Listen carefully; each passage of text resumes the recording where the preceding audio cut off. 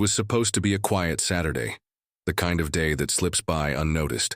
A packed lunch, a trip to the zoo, two kids clambering over maps and cotton candy fingers. Sarah had planned it weeks in advance. James had finally taken a day off. And for a few hours, the Anderson family looked like every other family strolling between enclosures, peering through glass at animals too tired to pretend. Ethan, just 5, walked hand in hand with his older sister Emma. He was the quiet one, observant, gentle, often caught staring at things other people missed, like the shadows between trees, like the birds who didn't sing. They were halfway through the reptile house when Ethan tugged his mother's sleeve. His voice was soft, almost hesitant.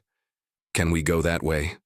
He pointed, not toward the penguins or the jungle cats, but a narrow service path between buildings.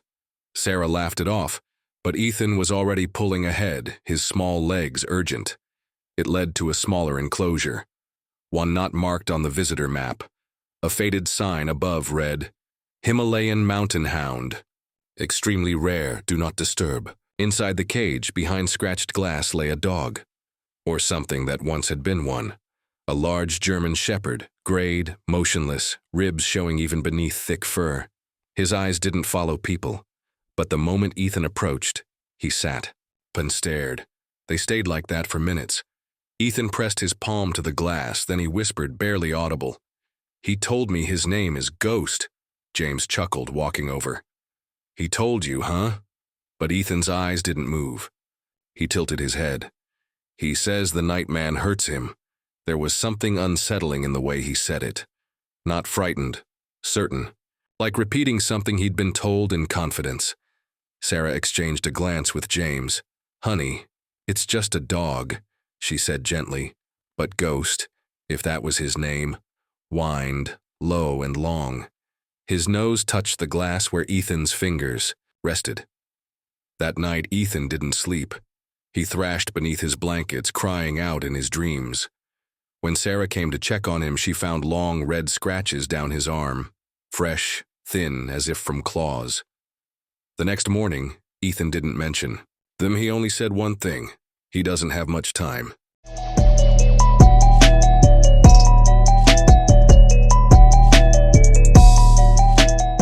From the moment Ethan pressed his hand to the glass, something changed. Ghost, the dog behind the scratched enclosure window, had not moved for hours. His eyes had remained distant, glassy and indifferent, the kind of look animals learn when they stop expecting kindness. But when Ethan approached, the air shifted, like the room held its breath. Then the dog stood up. Not startled, not defensive, just awake. Sarah blinked. He moved. James squinted. Probably just needed to stretch. But Ethan didn't move. His palm stayed against the glass, and his head tilted slightly, as if listening. A smile flickered on his lips, brief, fragile. "He told me his name is Ghost," he said softly. James gave a chuckle, the kind adults use when a child says something sweet and strange. "Oh yeah? And what else did he say?" Ethan didn't laugh. His eyes stayed locked. "With ghosts, he says the night man hurts him." The amusement drained from James's face. Sarah instinctively pulled Ethan gently back, but the boy didn't resist.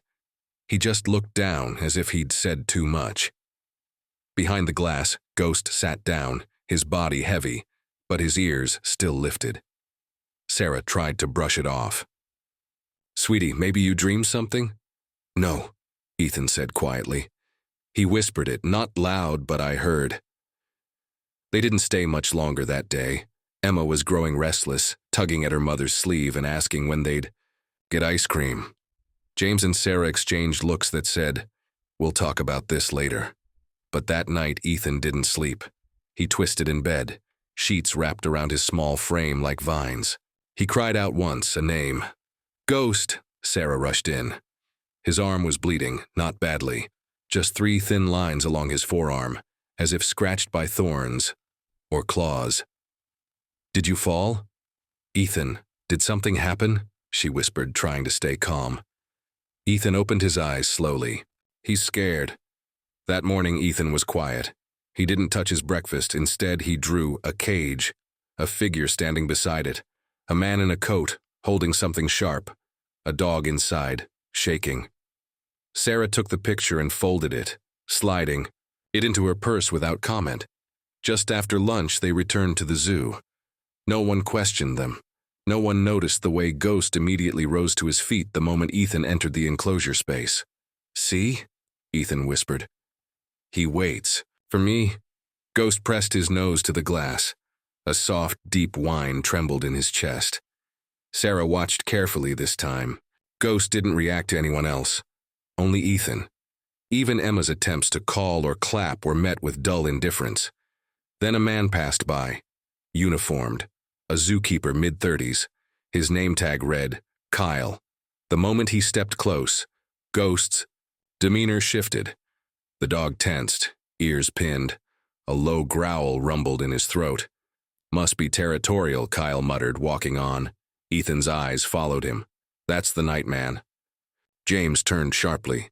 "Ethan, what are you saying? That man?" Ethan didn't blink. "He goes in when no one's watching." James pulled Sarah aside. "What are we doing? He's 5. Are we encouraging this?" "I don't know what this is," she whispered. "But we can't ignore it." That night, Ethan wouldn't speak. He drew instead. This time, the page was filled with lines, hallways, doors, ladders, a layout. "Where'd you see this?" Sarah asked. "Ghost told me," Ethan said simply. "It's where they take him." James stared at the drawing. "That looks like a basement. Or a tunnel." Sarah nodded slowly. There's no way he could have seen this. The next day they returned again. Ghost seemed weaker. He didn't stand this time, just lifted his head as Ethan approached. Ethan knelt by the glass. "They gave him something. He says it hurts inside." A keeper passed nearby, giving them a strange look. "I think they know we're coming," Sarah murmured. That night, Ethan didn't dream.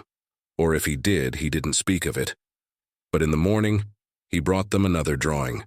This time, it was different. A calendar, red circles around specific days. One was tomorrow. "They move him then," Ethan said. "The truck comes at night." Sarah felt her chest tighten. "You're saying they're taking him somewhere?" He says. "It's the last time," James exhaled. "We need to talk to someone."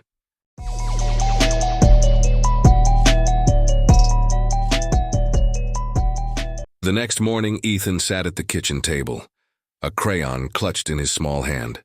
His breakfast sat untouched as he drew with intense focus. Sarah glanced over his shoulder and froze.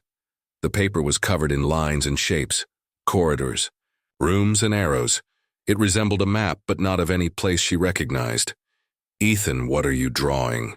she asked gently. He didn't look up. "It's where Ghost is. The places he goes when the night man takes him."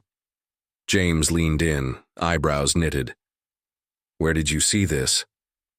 "Ghost showed me," Ethan replied, as if it were the most natural thing in the world. Sarah and James exchanged a glance, concern etched on their faces. Later that day, they took Ethan back to the zoo. He led them unerringly through the pathways, stopping at a service door marked, "Authorized personnel only." "He goes in there," Ethan said, pointing. A security guard approached, eyeing them suspiciously. "This area is off limits," James apologized and led the family away, but not before noticing the guard's name tag. Kyle. That night, Ethan had another nightmare. He woke up screaming, his arms flailing. Sarah rushed in to find him drenched in sweat, eyes wide with terror. "He's hurting Ghost," Ethan sobbed. "He's going to take him away." The next morning, Ethan presented another drawing. This one depicted a truck with a cage in the back, Ghost inside, and red marks all around. "He says they're moving him soon," Ethan whispered, determined. To get to the bottom of this, Sarah contacted Dr. Martinez, a veterinarian friend.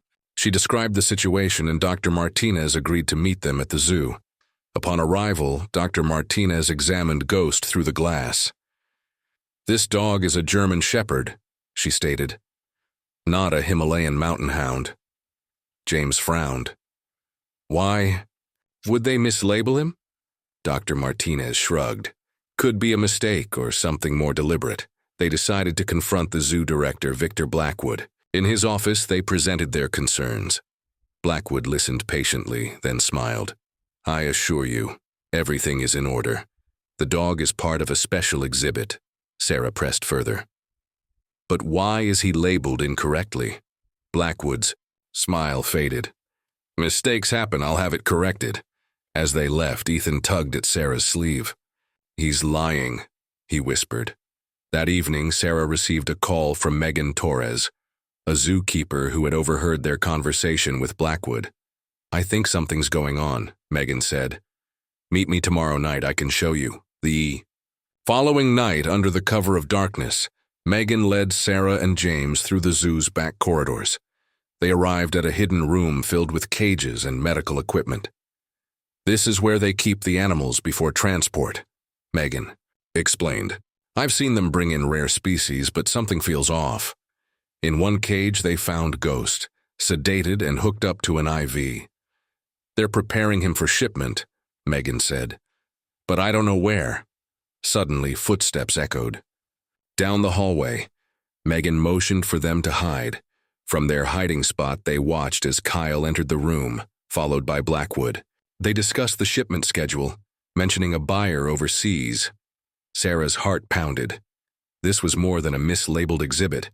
It was an illegal animal trafficking operation. They waited until the men left, then approached Ghost. He stirred, slightly, eyes fluttering open. "Hang on, boy," James whispered. "We'll get you out of here." They returned home, determined to expose the operation. Sarah contacted Captain Rivera, a local police officer and family friend.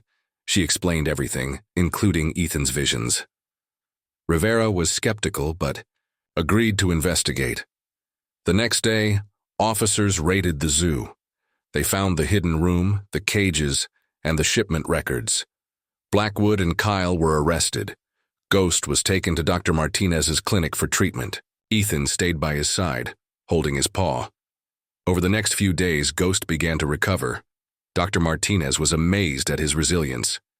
"It's like he has a will to live," she remarked. Ethan smiled. "He told me he wants to stay with us."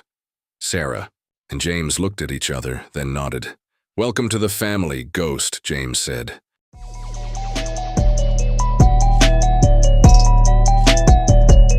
The sky darkened faster than expected. A heavy storm rolled in that night, thick clouds bruising the sky above the city. The kind of storm that made streets shine with reflections and corners feel deeper than usual. Sarah watched the rain trace lines down the window while Ethan sat silently on the floor, Ghost's drawing clutched in his hand. "He says they're still coming for him," Ethan murmured. James paced behind her. "Blackwood's out on bail. We know he's not done." Megan called just after 8. Her voice was tight. "They moved up the schedule. There's a truck in the loading bay right now. I think it's tonight." Sarah's heart dropped. "Can you get us in?"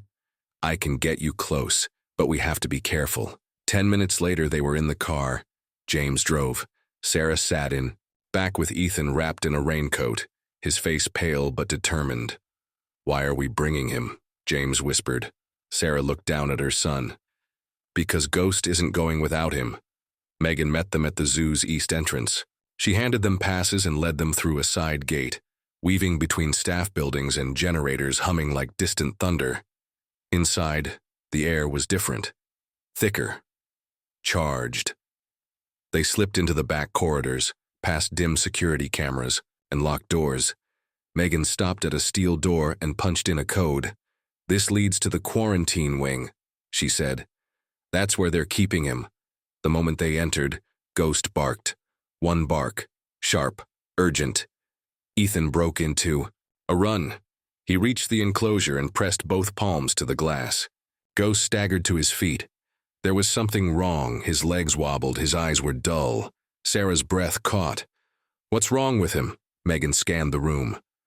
"They must have given him something. He wasn't like this earlier." Ethan pressed his forehead to the glass. "He says it burns. He says it's in his blood." James tried the door, locked. "Stand back." He rammed his shoulder into it, once, twice. On the third try, it gave way. Ghost collapsed into Ethan's arms. Sarah knelt beside them. We have to get him out. Now! Megan pointed to a gurney. They lifted Ghost carefully. Ethan refused to let go of his paw. That's when the lights went out. A second later, emergency floodlights flickered to life. A voice echoed down the corridor. Cold, amused. Did you really think I wouldn't notice? Victor Blackwood stepped from the shadows, Kyle behind him holding a syringe. Step away from the dog, Blackwood ordered. James stood in front of Ethan. You poisoned him. Blackwood shrugged. It's a mild paralytic. It wears off, eventually. He was supposed to die in transit quietly. Regrettably, Sarah stepped forward. You're trafficking endangered animals. You're going to prison, Blackwood smiled. I already paid for silence once, I can do it again. Kyle advanced. In one motion, Ghost lurched up. He wasn't strong, but he was fast enough. With a strangled growl, he lunged between Ethan and Kyle just as the syringe plunged downward, into his own shoulder. Kyle yelped and stumbled back. Ghost collapsed, time fractured. Sarah screamed. Megan grabbed Ethan, James tackled Kyle. Blackwood turned and ran. Captain Rivera burst through the door moments later, flanked by uniformed officers. Freeze! Within minutes, both men were in handcuffs, but Ghost wasn't moving. Ethan knelt beside him, sobbing. Please, not now, please, not now. Dr. Martinez arrived in her car, having raced from her clinic the moment Sarah called. They lifted Ghost onto the gurney and rushed him to the van. At the clinic, it was a blur. Machines, IVs, whispered instructions. Dr. Martinez shook her head. Whatever they gave him, it's shutting everything down. Hours passed. Ethan never left his side. He didn't speak. He just held Ghost's paw and breathed slowly, steadily. At one point, he leaned in and whispered something no one could hear. Then something happened. Ghost's ear twitched, then his paw moved. By morning, he was breathing on his own. Dr. Martinez stared at the monitor. This doesn't make sense. Dogs don't just recover like this. Sarah smiled through tears. He had help. The clinic was quiet. Outside, the rain had stopped, but the street still gleamed under the dim morning light. Inside, monitors beeped softly, and every few minutes, someone held their breath just a little too long. Ghost lay motionless on the table, a tangle of tubes and fur. His breathing was shallow but steady. Ethan hadn't left his side. He's still in there, Ethan whispered. His fingers curled around Ghost's paw. Dr. Martinez had done everything she could. The toxin, some custom sedative designed to mimic natural causes, should have shut Ghost's body down for good. But his vitals are stabilizing, she said, baffled. It's like he's fighting it off, like he's learning how. James paced the hallway. Sarah sat in a stiff clinic chair, watching her son more than the dog. There was something unspoken between them all now. Not fear, not even hope. Something stranger. Faith, maybe. By afternoon, Ghost's eyes fluttered open. Barely. Just a slit. But enough. Enough for Ethan to smile. He heard me, he whispered. Martinez ran another scan. This isn't possible, she murmured. It's like he's responding only to Ethan's presence. They kept the lights low, no loud sounds. Just soft music and Ethan's voice reading from picture books. Mostly stories about animals. Some about heroes. One night, as Sarah dozed in a chair, Ethan sat upright. He wants to go home, he said. Dr. Martinez hesitated. He's still very weak, but he wasn't dying anymore. Ghost came home a week later. He couldn't walk more than a few steps, but he wagged his tail when they opened the front door. And when Ethan laid a blanket by the fire, Ghost curled onto it with a deep sigh, as if he had always belonged there. Captain Rivera visited a few days later. We have evidence now, he said, placing a folder on the table. Shipment logs, video feeds, signed contracts. Blackwood's not getting out again. James nodded. What about the others? There were at least 10 animals in the last batch. We recovered 7. The rest. He didn't finish, but then he paused. There's one thing I want to show you. He opened his phone and pulled up a grainy security video. It was dated weeks before the rescue. In the footage, a small figure stood outside Ghost's cage, alone, barefoot, pajamas. "It's Ethan," Sarah said softly. "But he wasn't there. Not physically," James added. Rivera nodded slowly. "We checked. The zoo was closed. No way he could have gotten in." Ethan didn't look surprised. "He needed someone," he said simply. The news spread. The story made headlines.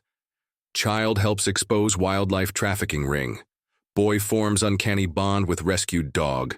The whisper beyond the glass." But the deeper truth, the strange, impossible parts, remained unspoken, or maybe just sacred. Dr. Martinez continued to monitor Ghost.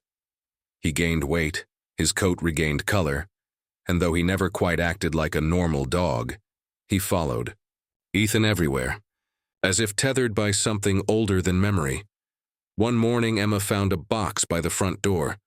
No name, just a note. "He's not the only one." Inside were photos, documents, locations, other animals. Megan called the next day. "I think someone on the inside left it. Maybe another keeper. Or someone who changed their mind." The Andersons didn't hesitate.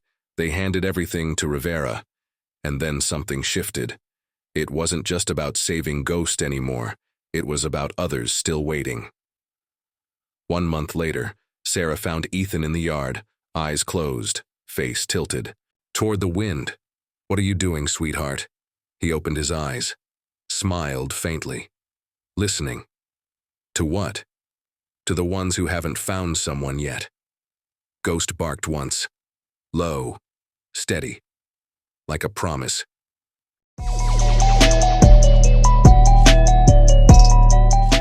The sun rose slow that morning, the kind of golden rise that touches everything gently, like it knows how much has been broken and how much still needs to heal. Ghost lay in the backyard, the grass soft beneath him. Ethan curled at his side. They didn't speak. They never needed to. Sarah watched from the porch, a mug warming her hands. She still didn't understand it, not really. Not the dreams, not the drawings, not the strange certainty in her son's voice when he said things no 5-year-old should. No, but she didn't question it anymore. Some things weren't meant to be explained, only witnessed. James joined her with a quiet nod. Emma played nearby, her laughter light, like the world had become softer since Ghost came home. Dr. Martinez had said it first. "There's something unusual about this dog," she'd whispered during his final checkup. "Something I can't charter diagnose. He shouldn't be alive, but he is." But Sarah knew better. Ghost had never been just a dog. He was something else, a signal, a secret, a soul who waited too long in silence until someone, some child, listened. In the weeks that followed, they kept getting letters, emails, calls from people who had heard the story and remembered animals they had once loved or lost. People began sharing stories of their own, rescues, strange bonds, quiet miracles. It became something of a movement. Sarah didn't seek it, but it found them, and somewhere in the middle of it all, Ethan just kept listening. One night, Sarah tucked him into bed and lingered longer than usual. "Do you still hear him?" Ethan looked at her a little surprised, then smiled. Not just him. He closed his eyes, and Ghost, from the foot of the bed, lifted his head and wagged his tail.